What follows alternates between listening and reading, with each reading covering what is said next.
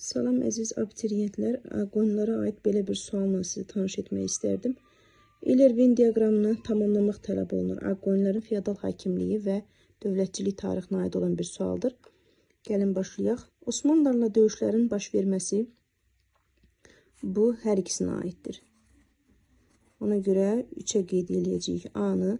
Qaradənizə çıxışın itirilməsi. Qeyd edeyim ki, feodal hakimliyi dedikdə Ağqoyunluların 1468-ci ilə qədər olan dövrü nəzərdə tutulur. Ağqoyunlu dövləti isə 1468-ci ildən 1503-cü ilə qədər olan dövrdür. Qaradənizə çıxışın itirilməsi isə 1461-ci ildə baş verdiyinə görə bu feodal hakimliyi dövrünə aiddir. Ona görə bura yazacağıq B. Gürcü çarı 6-cı Baqratla sülh müqaviləsinin imzalanması bu Uzun Həsən hakimiyyəti dövründə baş verib. Ona görə yazacağıq 2-yə. Teymuri Əbu Səidin məğlub edilməsi 1469-cu il. Bunu da yenə yazacağıq Uzun Həsənin hakimiyyəti dövrünə.